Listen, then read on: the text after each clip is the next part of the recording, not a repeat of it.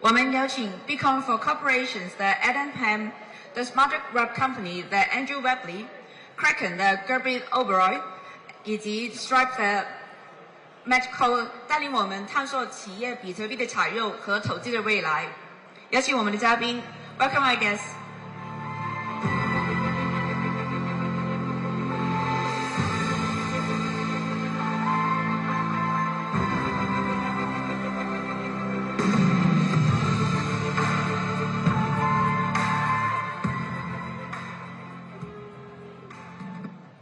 Good afternoon, Hong Kong. How's everybody doing? Enjoying the conference? Yes? Oh, come on, wake up. Let me hear some more claps.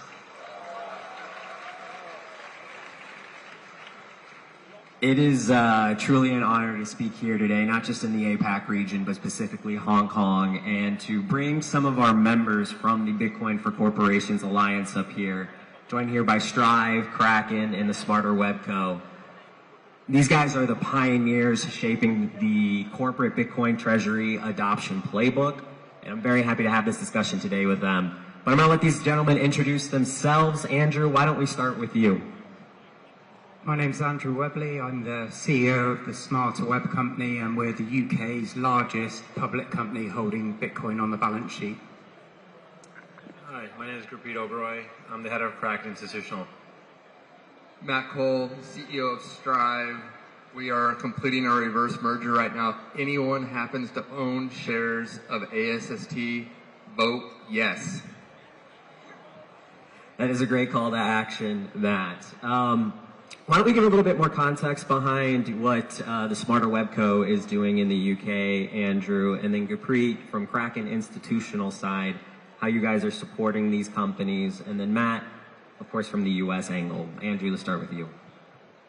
Yeah, thank you. So I started my career in 1999, which was the early days of the internet. I worked at a small company that became a very big company, one of the biggest companies in the UK. Then I set up my own small technology business. I found Bitcoin about just under 10 years ago, and after seeing what Michael Saylor did with Strategy, I felt that the UK should have its own version of Strategy. So I listed my business on the stock market. We IPO'd in April this year, approximately 4 months ago. We've become a fairly large company now after raising approximately £200 million of capital. And in line with my personal beliefs, we hold our assets in Bitcoin, and we hold it with the idea that we grow it by increasing the Bitcoin yield that we can achieve. Yeah, Kraken has been very instrumental in the digital asset treasury strategies. We help custody, provide trading solutions, and also credit. I think the differentiator is, if somebody custodies a Kraken and say they want to borrow 10, 20, 30 million against your custody's assets, we can structure bespoke solutions to the treasury solutions, and we can also help think through ways to help differentiate themselves amongst others. Yeah, so for me, my background's fixed income. I used to run a $70 billion bond portfolio at the largest pension in America called CalPERS, and I had a direct line of access to the Federal Reserve, the U.S. Treasury, and I saw them gaslight me in trying to tell me that they weren't printing money. And it's this simple, that the only reason that technically what they said was true is that the Treasury would create new bonds, they would sell them to Goldman Sachs, and then Goldman Sachs would sell them to the Fed. If you take Goldman Sachs out of the equation, it was direct monetization of debt. And it was so obvious. And this was before I was a Bitcoiner, but it led me to put pretty much my entire net worth into Bitcoin late 2016, early 2017. And when I joined Strive in 2022, which was co-founded by Vivek Ramaswamy, principled on financial freedom, it was obvious for us to go into Bitcoin. And talking to Michael Saylor, initially it was not as a Bitcoin treasury company, and Michael Saylor was pretty blunt and just said, why aren't you just a Bitcoin treasury company? And it's like, yeah, that makes sense. Bitcoin's the hurdle rate. And so we adopted Bitcoin as the hurdle rate, which means that if we are going to put money to work, when we're putting that money to work, we don't think it's going to beat the future return of Bitcoin, 30%, 40%, 50% a year, then why aren't you just buying Bitcoin?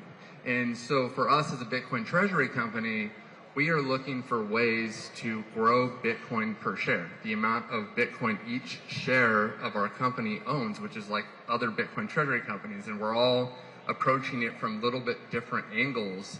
But just to give you a sense, I mean, I don't even think we've scratched the surface of the innovation that can happen in this space, and I don't think people understand the risks, and the risks are substantially less when you actually dig a little bit deeper in the debt that these companies are taking and the future returns. I think Strategy is literally a AAA rated issuer of debt, but yet they can't even get rated. That's how early we are. So we're all Bitcoiners up here. Matt, I think you brought up a lot of great points that were at the very beginning. I mean, there's about, what, 300 companies that hold Bitcoin on the balance sheet, and maybe, what, 20 of them are running the Bitcoin accretive play. And it's very fascinating to see how everyone's coming to this realization that, like, hey, traditional instruments like treasury bonds are just not the place to park your excess cash reserves. And so we get into the main topic of our panel today is how do you actually value these Bitcoin treasury companies, right? And I think there's two main buckets to look at. First is the tangible, so the Bitcoin per share metric that you talked about. And you also hear people bring up MNAV, BTC torque, BTC yield, and some of these other things. And it's another language maybe to the retail side of stuff. But even for traditional financial professionals coming in, you know, I think it's important to set the baseline for what these KPIs are. So Andrew, I want to throw it to you. When you look at Bitcoin treasury companies, what are the core KPIs investors should focus on? Is it Bitcoin per share? Is it MNAV? Is it BTC yield? And what do your investors and shareholders seem to care about the most at the end of the day? So this could be a very long answer, but I'll try and keep it fairly brief. You can get as complicated as you wish, but what I would do is I would recommend that somebody looks at three things. So the first one is the MNAV, really easy to work out. You can find it online. Most Bitcoin treasury companies have an analytics dashboard that you can see.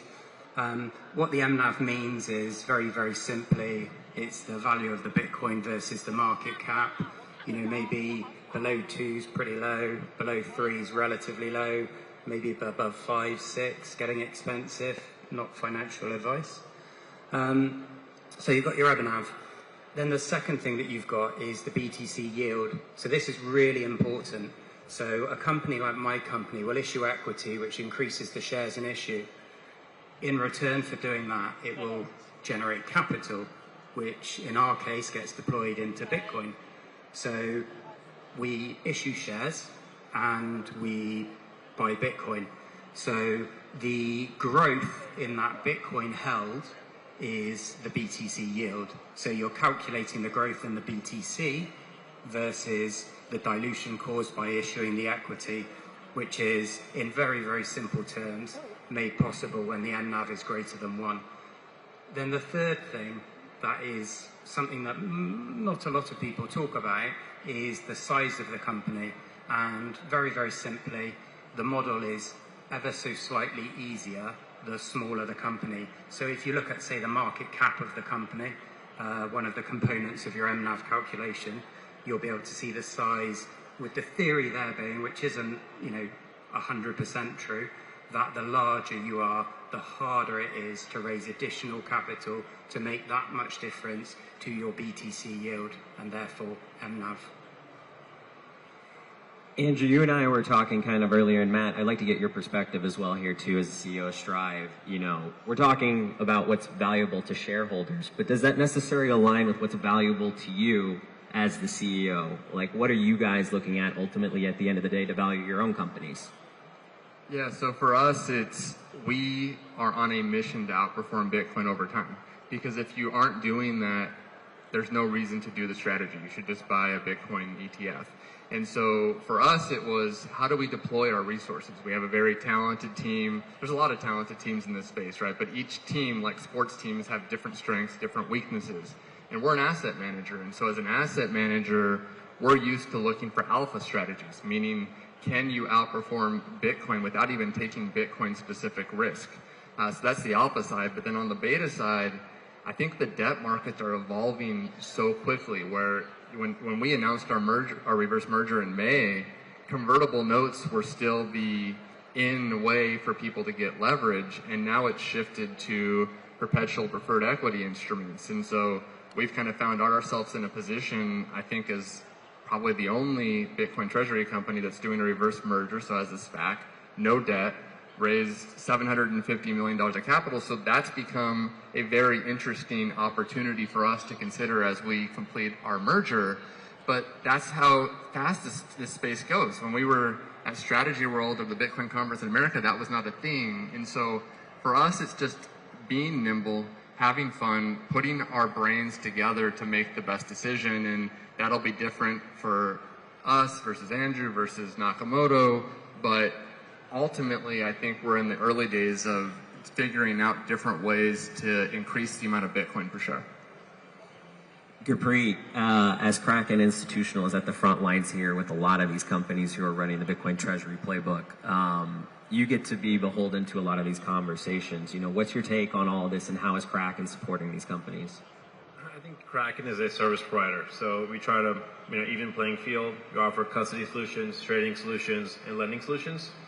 What I've seen that's working is traditionally, like when you buy a stock in public markets, retail, institutional, hedge funds buy a stock so the price can go up, right? So they can sell at a higher price.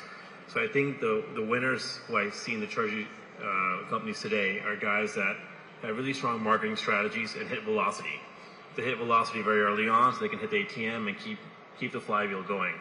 So where Kraken helps is we provide customized lending solutions where we can lend them against their, if somebody raises $150 million for Bitcoin, they can borrow from us for 1 week before they hit the ATM and increase their NAV. So Kraken as a service provider can, really provide treasury companies differentiated access to increase NAV and also like touch on tokenized stocks, MicroStrategy, NVIDIA. They can trade. They have global distribution from Kraken's X stocks. So I think from a service provider lens, I think we all these areas each play a role in having a successful treasury company. So I want to start we talked about a lot of the tangible aspects here. I want to start getting into the intangible, right? It's been very fascinating to see over the course of the last 16 months the rise in the Bitcoin treasury company narrative. And early on, you could say, hey, we're putting Bitcoin on the balance sheet and it would do multiples of wonder for your stock performance. But I think, general sentiment has moved past that. Savvy investors are really looking at the leadership teams that are executing this playbook. And Matt, like you mentioned, Bitcoin is the hurdle rate. So you guys are looking at some of the financial engineering aspects to see how you can outperform Bitcoin as a whole, to bring more value back in. So when you're looking at financing moves like convertibles, like ATMs, or even debt, how does that ultimately impact shareholder value? When are they accretive? When are they destructive? Yeah, so first off, on the debt side, if you have perpetual preferred equity instruments, so let's say you had 30% leverage ratio and you have that embedded for your company forever, you never have to pay back the principal. If Bitcoin grows at 30% CAGR every single year on average, and your cost of capital is 10%, that just works. It doesn't matter if your MNAV is 1, it doesn't matter if it's 0.9. As long as you can meet your interest obligations, you're good. And this kind of gets into where I think the industry is going to go, is that in traditional fixed income markets, you evaluate risk typically by interest coverage ratios. How can you take your profits and cover the interest, and how many times can you do that? And when you actually put into a risk model the returns of Bitcoin and you look at leverage ratios, you see it's pretty hard to break these companies. It's possible. You can break anything, but it's pretty hard, and I think that's one of the places where I think we have a pretty strong team, just given my fixed income background. Our CFO has investment banking background. We have Jeff Walton, who has a reinsurance background. Traditional finance is a really strong place for us, and then you look at other companies. You look at Nakamoto, who's innovated in every single international market. That is unique and distinctive for them. It's super interesting. You look at Metaplanet, what they've done in the ARBs in Japan. It's just like different teams have found different niches to provide value, and ultimately, like, one of the things that Michael Saylor told us when we got into the space was the hardest thing, can you get to $1 billion? Because when you can get to $1 billion, you can finance great teams, and it's not a large cost relative to the amount of capital that you have. You're open to do things like IPOing perpetual preferred equity instruments, and so it really is a race, at least in the U.S. markets, to get to scale. And we have a handful of companies that have done that, and then once you're there, then there's the differentiation comes in. Andrew, from the UK side, would like to get your take on this, especially as, Smarter Webco has a very interesting, rise to fame here, starting out as a small cap pubco you guys IPO'd what, back in April? And to go instantly from like a $3 million market cap to, I think it was, upwards of almost $1 billion, right? And then an MNAV at one point of 14x, which is crazy. People must have been thinking, like, what is Andrew doing? Is this reckless? But you're very smart, you're tactful, you're reserved. How are you analyzing risk on your end? Yeah, so what we've done since the start is we've just stuck to our strategy. The most important thing that you can do as a public company, in my opinion, is to put the shareholders first. So since before we IPO'd to the IPO and every day thereafter, we've made every decision with them front and center. Clearly there is some risk if you invest in a Bitcoin treasury company. I have almost 100% exposure to Bitcoin and Bitcoin treasury companies, but I wouldn't be comfortable, or put another way, I would always do my best to communicate the risks. As an example, in the UK, we were the first company to clearly specify the risks in every single announcement that goes out. If somebody can understand the risks, then in our opinion, these things are the very best valued equities in the whole world. When we look at, the MNAVs, that a lot of them are trading in, quite a few different locations, the period that they will earn back that Bitcoin for the investor is absurd when you compare it to traditional metrics like PE metrics. So that's all we do. We try and make every decision based on the investor. Ultimately, they are the people that own the company. They are the reason why I listed my business, because I wanted the business to invest that did it this way. And then we just try our best. Gurpreet, you and I were chatting earlier about the importance of brand value and how that accelerates brand velocity. And Kraken's always been kind of at the forefront of that. What lessons can you kind of share with the crowd here, and maybe even Matt and Andrew, on the importance of that? Yeah, Kraken is one of the biggest supporters for Bitminer, Tom Lee, and we believe that's probably, after MicroStrategy, the best executed treasury company. And what we learned is that velocity, knowing when to hit the ATM, and understanding lockups, right? For investors, like, MNAV can be a fictitious number, right? Because if your shares are locked, your stock price rips when the product gets listed. So I think, understanding how to touch the ATMs, understanding capital markets, understanding structure is very, very important. So it goes back to, right, when you start off, you need velocity to hit the game, right? Like institutions, hedge funds, pensions, endowments, they'll not invest in the 10th Bitcoin strategy company. So I think figuring out how to be the top 5 is very important to be succeed in the long term. Maybe just, a little bit of controversy is fun here. So I think that brand value is important, and you've seen that with Tom Lee's company, but I have to call out, Ethereum makes for a horrible asset for a treasury company. And, oh my gosh, why? Everybody, a round of applause here real quick, come on. Because Bitcoin perpetually goes up versus fiat currencies because they're being debased. Ethereum is like a company, and a perpetual strategy as a treasury asset to buy Ethereum or Solana or Dogecoin or Pepe coin, I don't really care, it's building a house on sand. And so the brand can accumulate the coin quickly, it can make the coin go up, but ultimately, Tom better start buying some Bitcoin, or I think his days are numbered. Kraken's a service provider, so no comment. We support everybody. So, gentlemen, we're coming up here on time. 30 seconds, final take. How do you value a Bitcoin treasury company? Andrew, final words. So look at the MNAV, look at the yield, and then look at the size of it. Remember the three things that I said, and then just do your research further after that. I mean, Kraken's a service provider. You know, we want strong teams. We're long Bitcoin. We support everybody that's in the ecosystem. So we'll, you know, through our platform, we'll back everybody. Tom's a smart guy. I followed him for years. I like him. I just don't like Ethereum as a treasury asset, but agree. I think it's great you guys provide the service for everyone. Gentlemen, I appreciate the time. We're at time here. Thank you very much. And Hong Kong, thank you. We'll see you later tonight.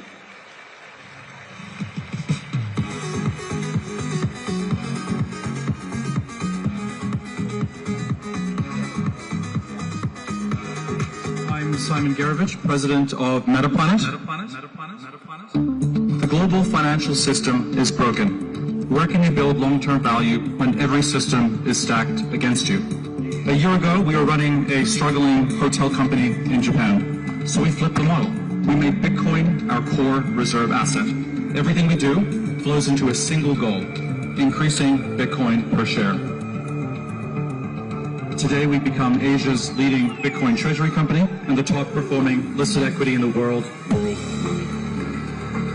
Now, most companies fear volatility, but we harness it. Very few companies globally are compounding value at this pace and at this scale, and we have no intention of taking our foot off the gas. We believe we can redefine the market from the ground up. And our goal is to become the most held stock in Japan. I've got a dear friend. He spoke on the stage before, Simon from Metaplan, and I asked him, what's the hardest problem? And he goes, honestly, we're running out of Bitcoin. That's the Bitcoin effect, and this is just the beginning.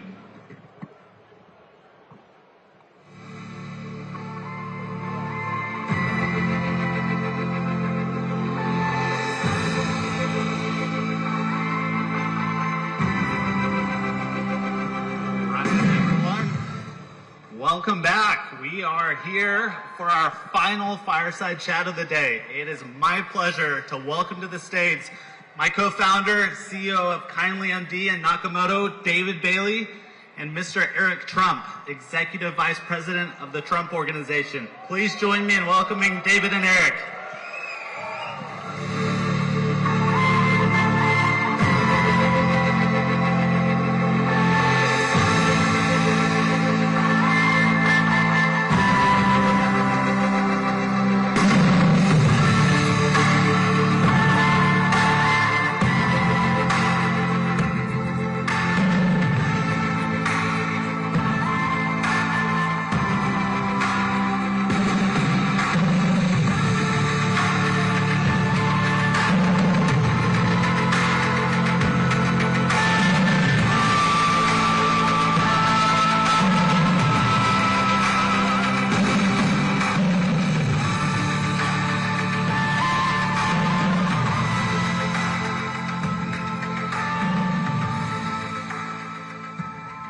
Wow. Do you think Bitcoin's popular? I only see one mic up here. I think I should have maybe grabbed one more. Whoops. All right, everyone. Well, we have quite the discussion for you today. And, you know, I wanted to start by sharing just a little piece of history. So last year when we did this conference here in Hong Kong, I got a phone call that said, there's a meeting that's going to happen in 2 weeks at Trump Tower to talk about Bitcoin, and that you have to go buy a suit right away. And so 2 weeks later we went, and we made the case for Bitcoin, and that set in motion a chain reaction that now brings Eric to Hong Kong, has put a Bitcoin at 100K. It's kind of been a big deal. Let's go. So I wanted to start. Well, first off, one thing. You know, I get asked by the media all the time, like, does the president only like Bitcoin because he wants to get votes? I'm like, I thought that was the whole point of running for office, is you're trying to get votes, you're trying to do things that are popular. But I think one thing I respect about your dad, who's done an incredible job. By the way, can we just get a round of applause for the President of the United States?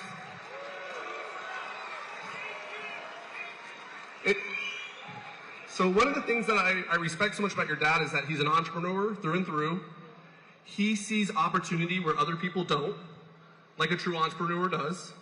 And he saw something here that he thought was worth taking a bet on. And, you know, I wanted to start by just hearing a little bit of the backstory, not just of your father, but for you, Eric, and how you got into Bitcoin. Well, first of all, Hong Kong, we absolutely love you. Thank you for this incredible reception. Look at this place. This is unbelievable. It's off the charts. It's like a rock concert. The hospitality you've shown me since we've come into town has been unbelievable, guys, and I'm truly indebted, and we love it.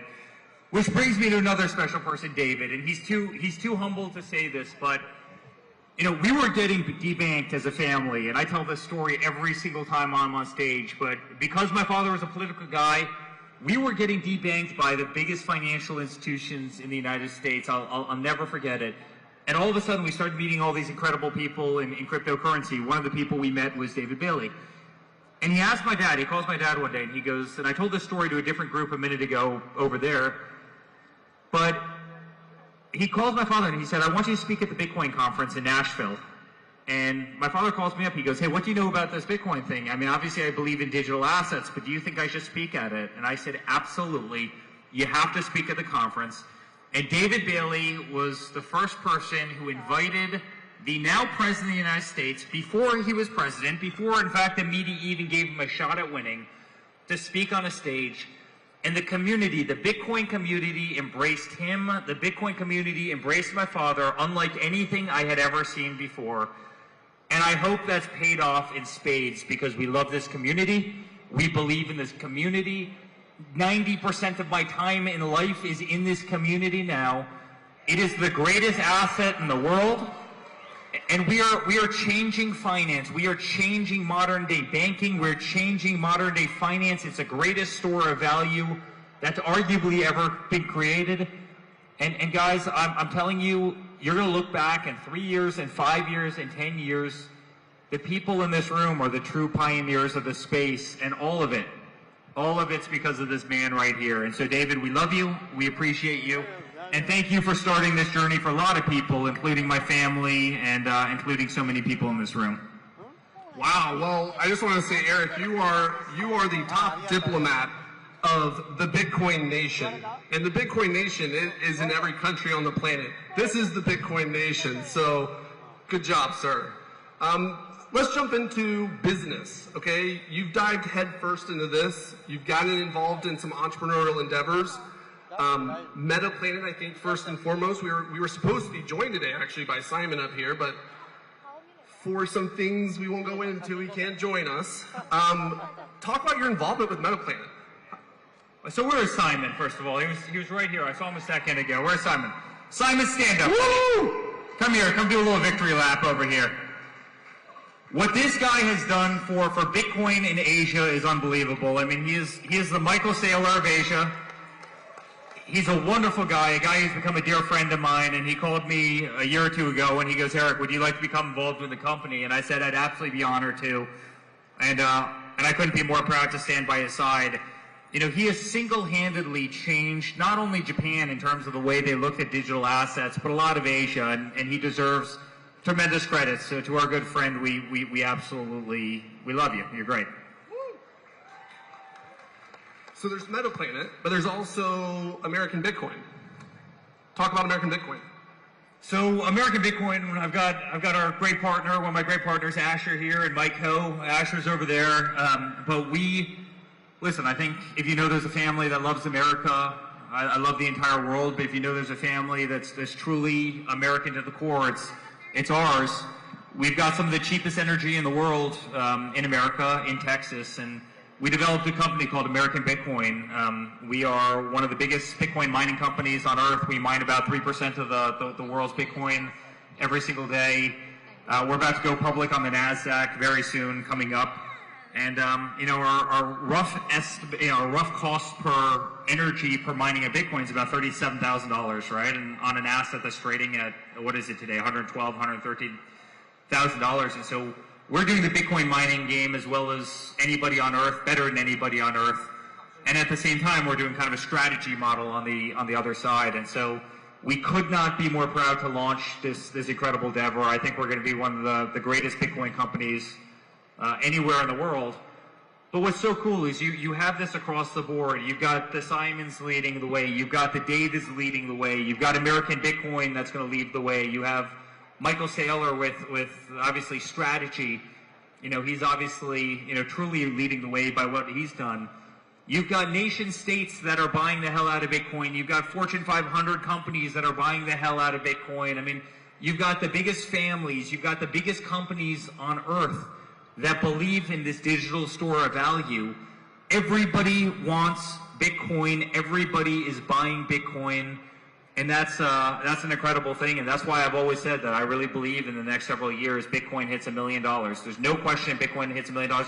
And when you're in the room with certain people, and I had breakfast this morning with, you know, a couple of the most powerful people in the region in the hospitality space, and you're literally sitting there trying to explain to them what digital currency is, you realize how early we all are to this race and how big of a benefit that is, right? I hear from people all the time, you know, should I get into cryptocurrency? Did I miss it? Am I too late? And I literally start laughing at them. I go, we haven't even scratched the surface of what Bitcoin is going to be. We haven't even scratched the surface of what digital assets are going to be. This is the time to buy. Volatility is your friend. Buy right now. Shut your eyes, hold it for the next 5 years, and you are going to do terrifically well. And so it's been so much fun. Guys, it's been so much fun. You know, I didn't tell you I was going to ask you this question, so you may not have an answer off the cuff, but, you know, when I think about who gets in the room with the most interesting, wealthiest, most powerful people in the world, I really couldn't imagine anyone more than the Trump family who is in those rooms. As you've been on this journey, what's the most interesting things you've heard from people? I mean, you're talking to the most powerful families in China, you know, but you've been to many countries to talk about Bitcoin. What surprised you the most? Well, listen, I had one person who runs a major country tell me that they literally take the entire energy supply of a major city in the middle of a winter and use it to mine Bitcoin because that's how much they believe in the asset, right? And so, you know, I'm not going to tell you which country it is or who it was, but what I can tell you is there are sovereign wealth funds who really believe in it. You've got the biggest families who believe in it. You've got the biggest banks that believe in it. You've got accumulators that believe in it. And more, you have retail consumers that are starting to understand it, but not only understand it. I think there's a lot of people who understand what Bitcoin is and what cryptocurrency is, but never really had the access to it, right? Every single day, it's becoming more accessible to the everyday person. It's easier to get. It's starting to be custody at major financial institutions all over the world. The exchanges are getting better and getting more user-friendly. I used to be the guy who, you know, coming out of the hospitality business would yell at the exchanges saying, it's too difficult. You're making it, you know, on DeFi, you're making it too difficult to ultimately buy cryptocurrency, and it's literally holding back the masses. The exact opposite's happening. You know, another thing that I'm working on is a company called World Liberty Financial. But I mean, we're literally trying to get cryptocurrency to the masses. We're trying to bring hospitality to cryptocurrency. And more people are finding their inroads into being able to buy it and being able to purchase it. In America, people are buying it for the retirement plans for the first time. It just became available. So you've got trillions of dollars of liquidity that's opening up that are allowing digital assets in for the first time. You've got BlackRock, you've got all the biggest banks in the world that are buying it, right? You've got all the major companies in the world that are holding it on their treasury of their companies, right? And they're not letting it go. Those retirement accounts are not letting Bitcoin go. Those companies are not letting Bitcoin go. Those sovereign wealth funds are not letting Bitcoin go. And there's only 21 million coins. It's the only commodity in the entire world that they're not creating more of. I mean, if gold ever goes to $20,000 an ounce, I'm going to knock down this damn building and I'll find gold in that column right there. Like, we'll find it. That can't happen with cryptocurrency. That can't happen with Bitcoin. It's finite. And that's what makes it so damn powerful. And being in the room with those people, including the people this morning who are all of a sudden intrigued and you better believe are going to go off and start buying Bitcoin. Again, the people that are in it now, the people that are buying soon, those are the people who are going to win the race, because those markets, those capital markets, are opening every single day and just making it more accessible to the masses that want the greatest asset that's arguably ever been created. So in Nashville, your father promised to make America the Bitcoin superpower of the world. And he laid out a pretty ambitious timeline. You know, I think some people were skeptical he could get it done. And then he's proceeded to just knock it down one after another. We just got the stablecoin bill passed. We got the SBR signed into, I mean, he's done so many things, it's kind of wild. You know, we're here in Hong Kong today. I don't know if it's, you know, if I should say this, but, you know, the other Bitcoin superpower in the world is China. You know, it's one of the biggest markets for Bitcoin, Bitcoin miners, Bitcoin users, Bitcoin held. You know, how do you compare, you know, what America's doing on the policy front and you know, what is coming next, and, you know, where the other Bitcoin superpowers of the world are on their policy side? Well, listen, congratulations to everybody in here, because there's no question that you have made an unbelievable mark on Bitcoin and cryptocurrencies. There's no question that China is man, a hell of a power when it comes to this world and doing it well. By the way, I give the same credit to the Middle East. I mean, the Middle East has really embraced cryptocurrency in a massive way, and they are running fast in that endeavor. And by the way, there's a couple small countries in South America. They don't have the buying power. They don't have the GDP. They don't have the true monetary means. But what's equally as important is they have a hell of a lot of heart and soul, and they believe in it. And so what they lack maybe in terms of monetary resources, they certainly made up for in spirit. But, you know, again, not to try and ever play, you know, one country against another. You know, I do believe, because my father really believes in digital assets, and, you know, he took over from a totally incompetent president. I can say that. Biden was totally incompetent. All of a sudden, he's changed the trajectory of America 180 degrees, and he did so instantly. The second he got into office, he embraced the digital revolution, because he understands that that's the future of finance. And so we went from 0 to 100 instantaneously. I mean, I think in terms of America, I think we've made more progress in terms of digital assets in the last 7 months under his presidency than we probably did in the 10 previous years. And the reality is the entire world is following. So much of the world looks to America to lead the way on so many issues, and then they use that as a little bit of a roadmap to either to emulate or to chart a path, albeit they might diverge slightly. And what he's done has really kind of transformed America, and I really do believe the United States right now is winning the digital revolution only because you have somebody that's so committed to its success, somebody who truly believes, somebody who owned the asset long before that they were president, who saw the vision, but also somebody that had every bank and financial institution so weaponized against them that it forced them in. People always ask me, you know, if the banks hadn't gone after your family, if they hadn't shut down all your accounts, do you think you'd be doing this? And I said, I don't think I'd be here. I think I'd still be building every single hotel around the world and in every market. And by the way, I still do a lot of that. But I don't think I would have fallen into cryptocurrency the same way. It was a combination of them canceling the hell out of us, them coming after us relentlessly simply because my father was in politics, combined with the fact that they were going after all of you. So many people in this room, they were going after you. And guess what? I started meeting some of the greatest people I've ever met in my life who are incredibly honest, you know, who believe in the future, who believe in technology, who are great people, who wanted to build dynamic companies that could, you know, transform the future of life. And they treated you like dogs. They treated you like hell for no reason whatsoever.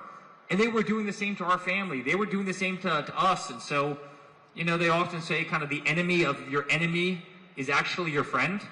That's how the Trump family became friends with his community. The enemy of your enemy actually became your friend. And, You know, as you talk to these people, you realize how brilliant they were. As you talk to these people, you realized how antiquated the old financial system was, right? You know, at 4:59 on a Friday afternoon, you can no longer send money until the next Monday, which if you're very lucky, might actually get to the intended recipient by Monday afternoon or Tuesday.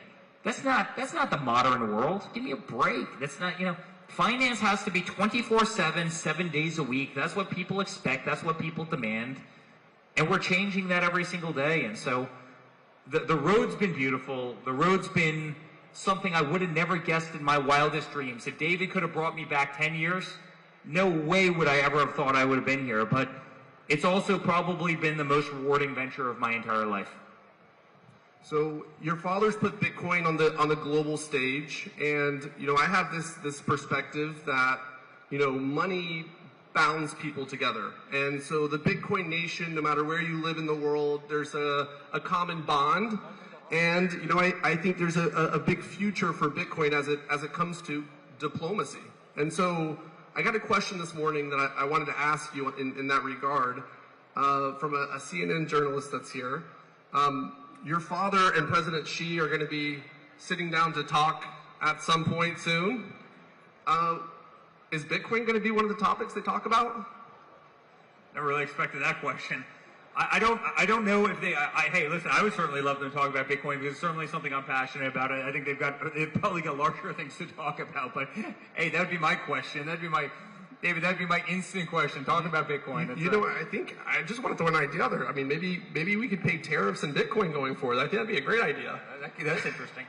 Hey, listen, I think it's two things that America and China are definitely leading the way on is cryptocurrency. So it's probably actually something that the two of them understand better than anybody else in the world. But no, you know, if you look at this, if you zoom out, I mean, kind of joking aside to David's thing, and I said this earlier, this has really become a community, and it's one of the most diverse communities in the world. I mean, you have more diversity at a table when talking about Bitcoin. People from different cultures, different societies, different languages, different religions, than I'd say any group of people ever. I mean, it really is a global community of people that all truly believe in something that's so powerful, that's so transformational, that's going to redefine the future.